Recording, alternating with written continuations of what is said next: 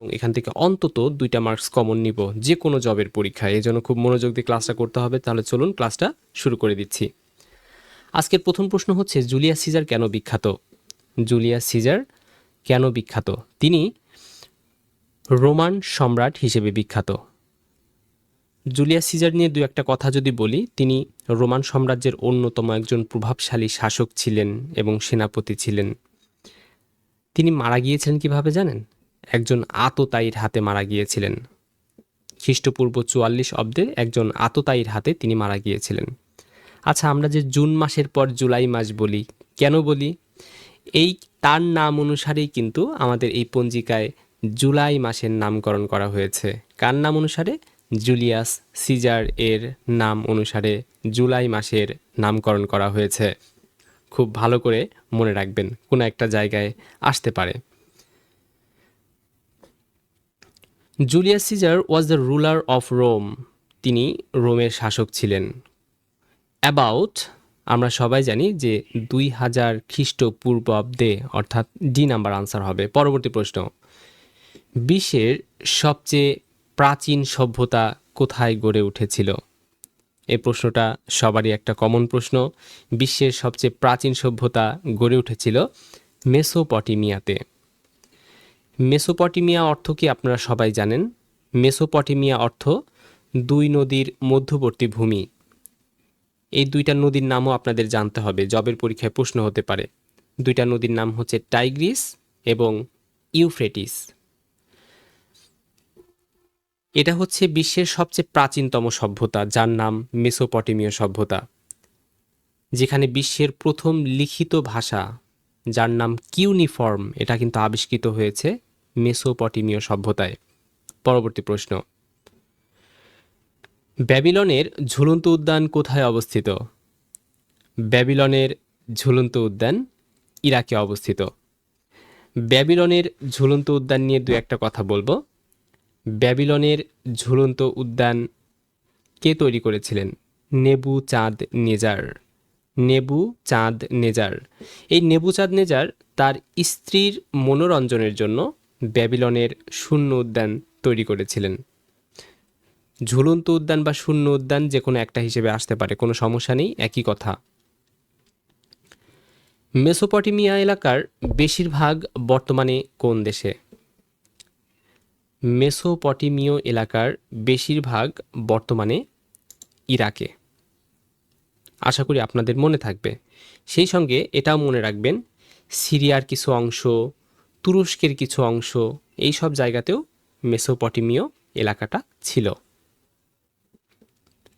পরবর্তী প্রশ্ন, বলা হচ্ছে হরপ্পা ও মহেঞ্জোদারোতে প্রাপ্ত যে সভ্যতা, সেটা ইতিহাসে কোন সভ্যতা হিসেবে পরিচিত? আমরা সবাই জানি এটা সিন্ধু সভ্যতা হিসেবে পরিচিত। হরপ্পা, মহেঞ্জোদারো, এইগুলো যে পেয়েছি আমরা, কোথা থেকে পেয়েছি? সিন্ধু সভ্যতা থেকেই কিন্তু পাওয়া গিয়েছে। এটি ভারতীয় উপমহাদেশের সবচেয়ে প্রাচীন ব্রোঞ্জ যুগীয় নগর সভ্যতা, যার নাম হচ্ছে সিন্ধু সভ্যতা। কথাটা মনে রাখবেন। এমনকি এই হরপ্পা, এই যে মহেঞ্জোদারো, এই 2টা কিন্তু নগরী। এই উভয় নগরীতেই উন্নত ড্রেনের ব্যবস্থা তখনই করা হতো। উন্নত ড্রেনের ব্যবস্থা থাকবে বা পয় নিষ্কাশনের ব্যবস্থা থাকবে, পরিকল্পিত রাস্তা তৈরি করা হবে, মানে তখনকার সময়ে পরিকল্পিতভাবে রাস্তা তৈরি করা হতো। তাহলে সেই সভ্যতার নাম হচ্ছে সিন্ধু সভ্যতা, বলা চলে অনেক উন্নত সভ্যতা। আদিম মানুষের সবচেয়ে বড় আবিষ্কার কি? আমরা সবাই জানি আদিম মানুষের সবচেয়ে বড় আবিষ্কার। আপনারা একটু কমেন্ট করে জানাবেন কি আদিম মানুষের সবচেয়ে বড় আবিষ্কার কি? ক্লাস 5-এ যখন আমরা ছোটবেলায় পড়তাম তখনই কিন্তু আমরা শিখেছিলাম, সেটা হচ্ছে আগুন। আদিম মানুষের সবচেয়ে বড় আবিষ্কার হচ্ছে আগুন। এই আগুন আবিষ্কারের মাধ্যমে মানুষ কাঁচা মাংসের বদলে খাবার রান্না করে খাওয়া শুরু করলো, আত্মরক্ষা করতে শুরু করলো, নিজের আত্মরক্ষা করতে শিখতে পারলো। এর সবচেয়ে প্রাচীনতম সভ্যতা কোনটি? একই প্রশ্ন ঘুরে ফিরে আসছে।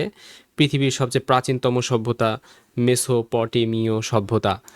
পরবর্তী প্রশ্ন, ইতিহাসের জনক বা পিতা কে? আমরা সবাই জানি ইতিহাসের জনক বা পিতা হেরোডোটাস।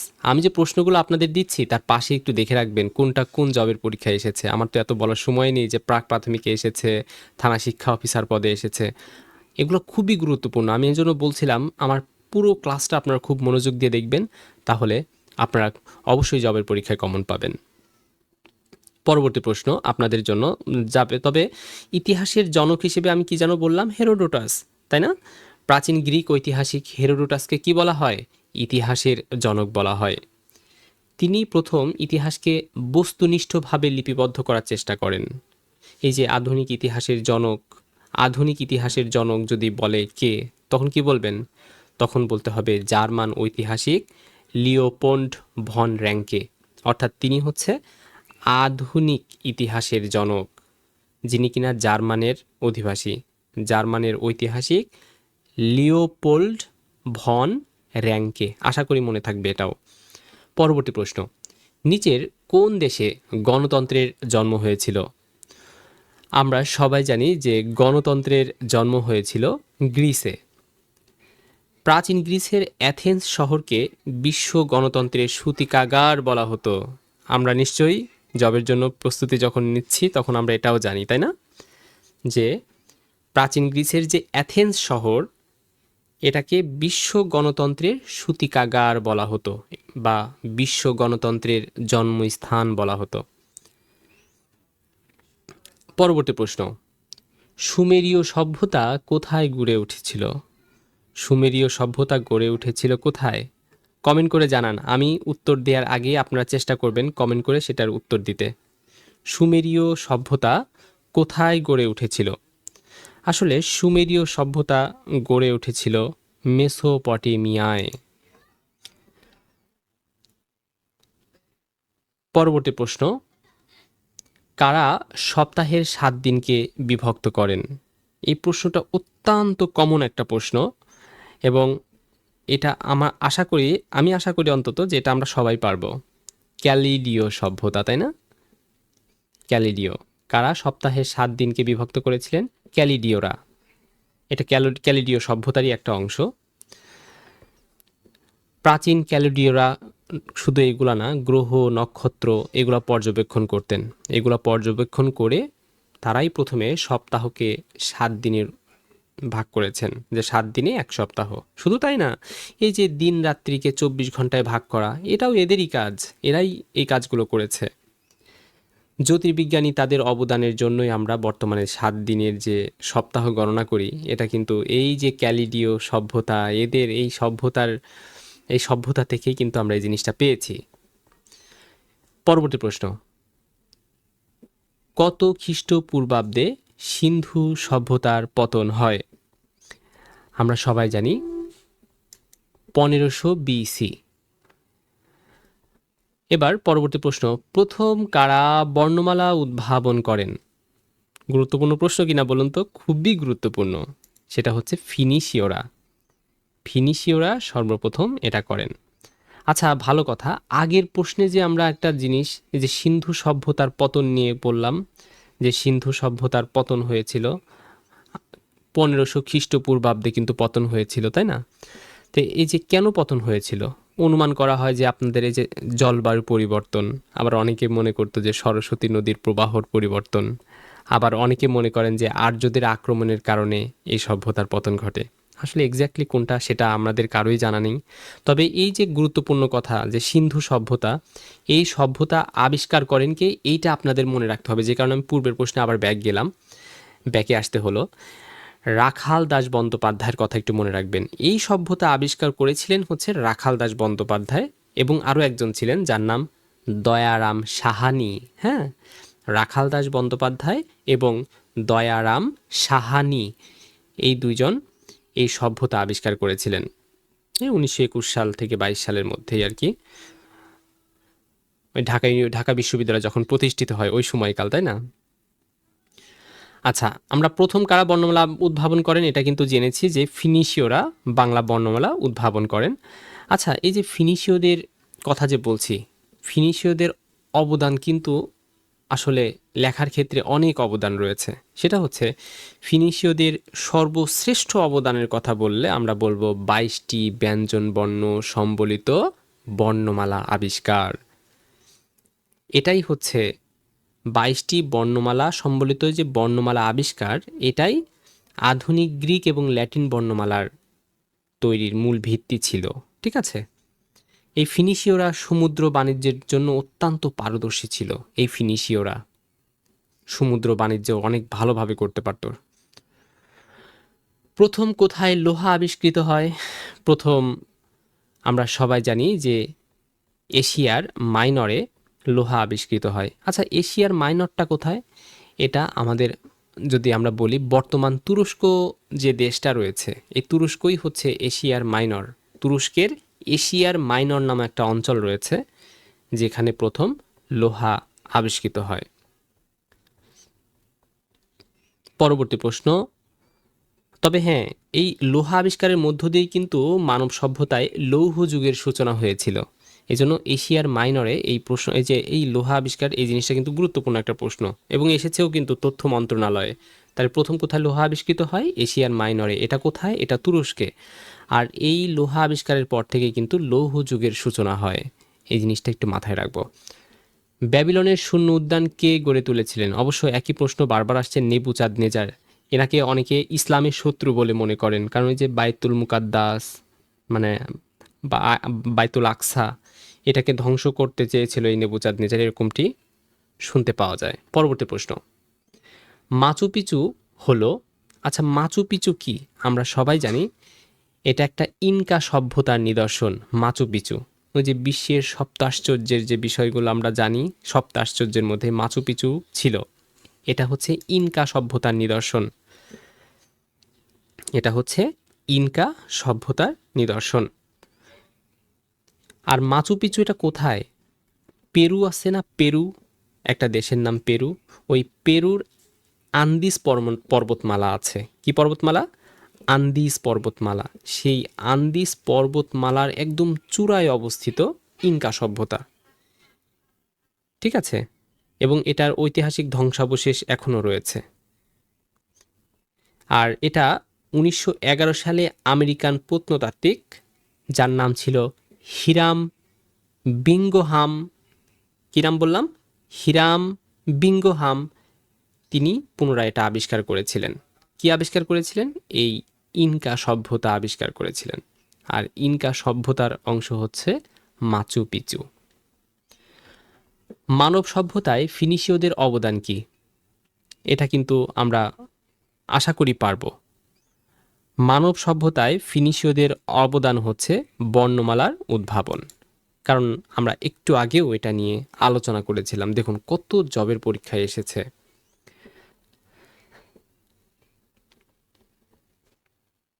পরবর্তী প্রশ্নে যদি আমরা যাই, এলাম দেখলাম জয় করলাম। এলাম দেখলাম জয় করলাম উক্তিটি কে করেছেন? অবশ্যই আমরা সবাই জানি জুলিয়াস সিজার। এটা খুবই পরিচিত একটা কথা, ভিনি ভিডি ভিসি, তাই না? এলাম দেখলাম জয় করলাম। এই যে এই বাক্যটা, এই বিখ্যাত রোমান শাসক জুলিয়াস সিজার, জিলা নামে একটা যুদ্ধ হয়েছিল। যুদ্ধের নাম হচ্ছে জিলা। এই যুদ্ধে হচ্ছে পন্টাসের রাজাকে মাত্র 5 মিনিটে হারিয়ে এই যে তিনি, যার নাম জুলিয়াস সিজার, তিনি হচ্ছে রোমান সিনেটে এই বার্তা পাঠিয়েছিলেন যে ভিনি ভিডি ভিসি। অনেক মজার না? এবং দেখুন এটা থেকে জবের পরীক্ষার প্রশ্ন হচ্ছে, বাণিজ্য মন্ত্রণালয়ে হয়েছে। তাহলে এলাম দেখলাম জয় করলাম উক্তিটি করেছেন জুলিয়াস সিজার। আর যুদ্ধটা যে হয়েছিল, এই যুদ্ধের নাম হচ্ছে জিলা। জিলা নামে একটা যুদ্ধ হয়েছিল। এই জিলা যুদ্ধের পর এই পন্টাসের রাজাকে হারিয়ে দিয়েছিলেন। মানে এই যুদ্ধের পর বলতেছি, মানে জিলা যুদ্ধে পন্টাসের রাজাকে হারিয়েছিলেন। পন্টাস নামক একটা রাজ্য ছিল, সেই রাজ্যের রাজা পন্টাসের রাজা, যাকে কিনা মাত্র 5 মিনিটের মধ্যে হারিয়ে ফেলেছিলেন এই জুলিয়াস সিজার। 5 মিনিটে হারিয়ে তিনি রোমান সিনেটে এই বার্তাটা পৌঁছিয়ে দিয়েছিলেন যে ভিনি ভিডি ভিসি, এলাম দেখলাম জয় করলাম। অনেক মজার একটা ব্যাপার। আর এটা তার ক্ষিপ্ততা এবং নিশ্চিত বিজয়ের একটা প্রতীকী বাক্য ছিল, এলাম দেখলাম জয় করলাম। পরবর্তী প্রশ্ন।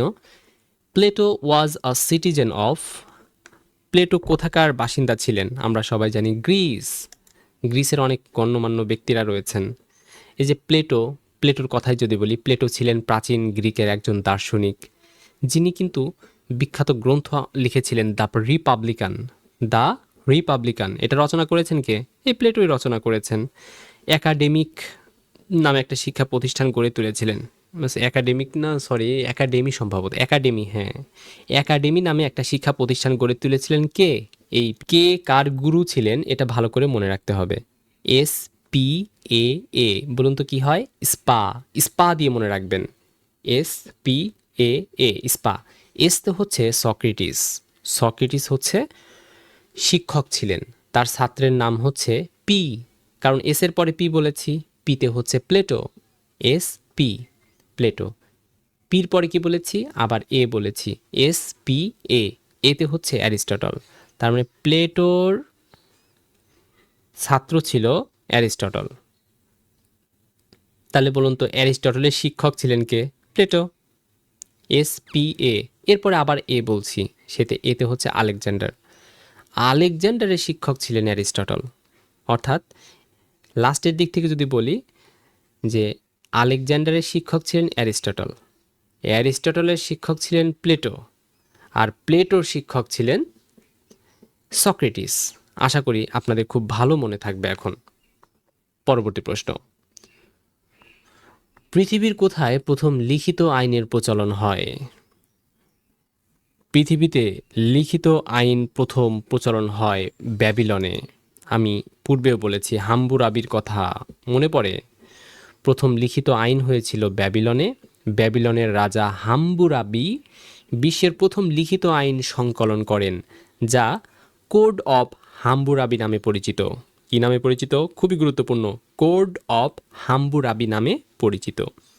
এই আইনের মূল নীতি ছিল চোখের বদলে চোখ দিয়ে দাও, দাঁতের বদলে দাঁত দিয়ে দাও, ঘুষির বদলে ঘুষি দিয়ে দাও। মানে ব্যাপারটা এরকম, আইনের মূল নীতি এরকম ছিল, যেভাবে কাউকে হত্যা করা হয় ঠিক সেইভাবেই তাকে হত্যা করতে হয়। অর্থাৎ এক কথায় আমরা এটা এভাবে বলি যে চোখের বদলে চোখ, দাঁতের বদলে দাঁত। তুমি যদি কারো দাঁত ভেঙে দাও, বিচার হিসেবে তোমারও দাঁত ভাঙা হবে। ব্যাপারটা হচ্ছে এরকম। পরবর্তী প্রশ্ন আমরা দেখব। পরবর্তী প্রশ্নে বলা হচ্ছে পৃথিবীর প্রাচীনতম মানচিত্র পাওয়া গিয়েছে। পৃথিবীর প্রাচীনতম মানচিত্র কোথায় পাওয়া গিয়েছে? ব্যাবিলনের উত্তরের গাথুর শহরের ধ্বংসাবশেষে এটা পাওয়া গিয়েছে। অর্থাৎ ব্যাবিলনেই পাওয়া গিয়েছে প্রাচীনতম মানচিত্র। বিশ্বের প্রাচীনতম মাটির তৈরি মানচিত্র ছিল ওটা, ঠিক আছে? ওই মানচিত্রটা কিসের ছিল? মাটির তৈরি মানচিত্র ছিল। এই মানচিত্রটি ইরাকের ব্যাবিলনের উত্তরাংশের গাথুর শহরে এর ধ্বংসাবশেষ পাওয়া গিয়েছে। আর এটা আনুমানিক 2500 খ্রিস্টপূর্বাব্দের কথা। আর 2500 খ্রিস্টপূর্বাব্দের একটা পোড়ামাটির ফলক ছিল। যাই হোক, পরবর্তী প্রশ্নে আমরা চলে যাই। বলা হচ্ছে পৃথিবীর সবচেয়ে প্রাচীনতম শহর কোনটি? এই প্রশ্নটা কিন্তু আমরা বহুবার পড়েছি, কিন্তু এইখানে কোনটা হবে?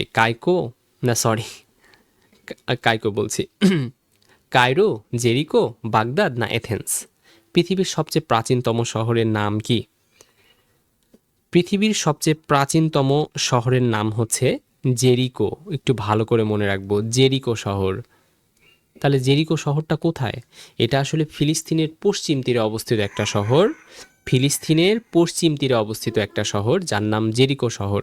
এই শহরকে বিশ্বের প্রাচীনতম অনবরত জনবসতিপূর্ণ শহর বলা হতো।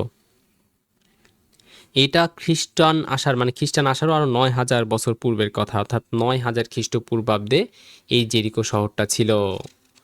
লাস্ট প্রশ্ন আপনাদের জন্য, বলা হচ্ছে বর্তমান ইসরায়েলের অধিবাসীরা হিব্রুদের বংশধর। বর্তমানে ইসরায়েলের অধিবাসীরা হিব্রুদের বংশধর, এটা একটু মনে রাখবো, কারণ এটাও কিন্তু জবের পরীক্ষায় এসেছে, প্রশাসনিক কর্মকর্তা পদে এসেছে। বর্তমান ইসরায়েলের ইহুদিরা এই প্রাচীন হিব্রু জাতির বংশধর, যাদের মূল ভাষার নাম ছিল হিব্রু। মূল ভাষার নাম কি ছিল? হিব্রু। হজরত ইব্রাহিম আলাইহিসসালাম এবং হজরত ইয়াকুব আলাইহিসসালামের বংশধরদের বনি ইসরাইল বলা হয়, বা হিব্রু বলা হতো। মনে থাকবে, হজরত ইব্রাহিম আলাইহিসসালাম এবং হজরত ইয়াকুব আলাইহিসসালামের বংশধরদের বনি ইসরাইল বলা হতো।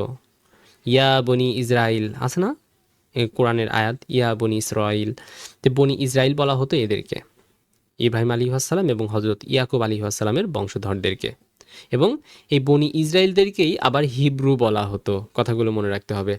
আচ্ছা, এই যে আমরা আলোচনা করলাম, ঠিক একইভাবে যদি আমরা এভাবে প্রতিটা প্রশ্ন বিশ্লেষণ, চুলচেরা বিশ্লেষণ করে আলোচনা করি এবং গল্পে গল্পে পড়তে থাকি, জবের পরীক্ষায় আমাদের কমন আসতে বাধ্য এবং আমরা খুব মজা করে উত্তর করে আসতে পারবো। এই মুখস্থ বিদ্যার দিন শেষ। আমরা যেভাবে পড়ছি একটার সাথে আরেকটা পয়েন্ট নিয়ে এসে আলোচনা করার চেষ্টা করেছি যাতে জিনিসটা খুব ভালো করে মনে থাকে আপনাদের। আমার যতটুকু মনে ছিল শেয়ার করেছি এবং আরও অনেক শেয়ার করতে পারতাম আগামী দিনে, ইনশাআল্লাহ এর চেয়েও ভালো ক্লাস হবে ইনশাআল্লাহ। আপনারা সবাই অনলাইন শিক্ষালয়কে সাবস্ক্রাইব করে পাশেই থাকবেন এবং ক্লাসটি কেমন লাগলো অবশ্যই জানাবেন এবং কমেন্ট করে জানাবেন। আর ক্লাসটা ভালো লাগলে অবশ্যই শেয়ার করবেন। আজকের মতো ক্লাসটা আমি এখানেই শেষ করছি। আসসালামু আলাইকুম ওয়া রাহমাতুল্লাহি ওয়া বারাকাতুহু। আল্লাহ হাফেজ।